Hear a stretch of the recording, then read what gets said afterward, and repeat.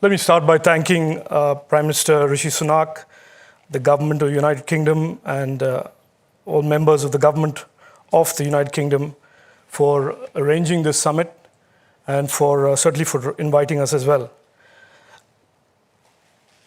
We have maintained as Government of India that international collaborations such as this, international conversations between countries are extremely important as we move forward to shaping the future of tech at a time and in an era where technology is certainly throwing up the most exciting opportunities ever in the history of mankind. Our Prime Minister, Narendra Modi ji, has for several years argued that the future of tech, whether it be innovation, whether it be partnerships, or indeed the institutional framework for regulating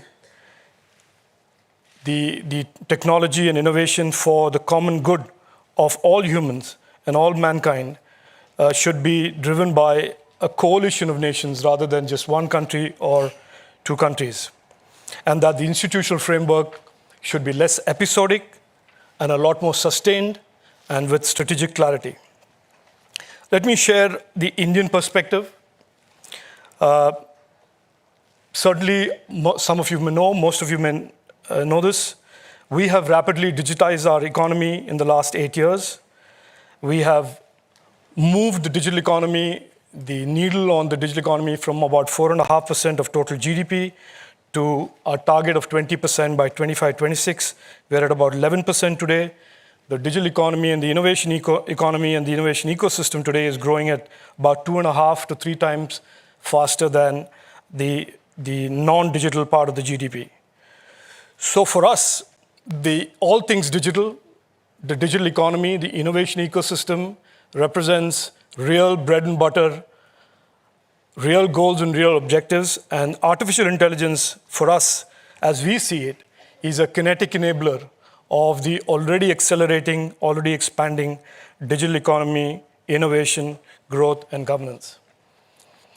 In a book that I just read recently by DeepMind's founder, Mustafa Suleyman, he refers to the coming decade or the coming years as the next big wave. And we certainly see artificial intelligence as that. We are very clear on that AI represents a big opportunity for us, as well as we are extremely clear in our minds about what we need to do in terms of mitigating all of the other downsides that AI and indeed any emerging technology can or will represent. Let me just share a bit with you on quickly on what we believe is the way to look at AI. We look at AI and indeed technology in general through the prism of openness, safety and trust, and accountability. I think we use words like AI for good. I certainly don't understand what that means. Is there an AI for bad that we are talking about? We certainly don't think there should be any doubt in anybody's mind that the future of tech must be and always be only for the good and the progress and prosperity of our collective citizens of all our countries.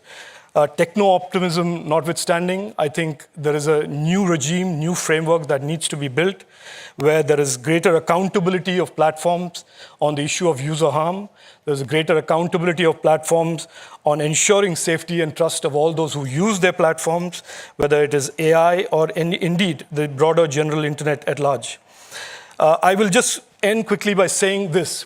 We have learned in the last 10, 15 years as governments that by allowing innovation to get ahead of regulation, we open ourselves to the toxicity and the misinformation and the weaponization that we see on the internet today, represented by social media.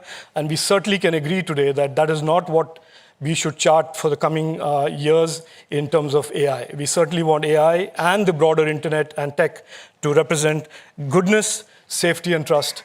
And underlying all of that, underpinning all of that, platforms and innovators that demonstrate accountability under law to all those who use it. Thank you.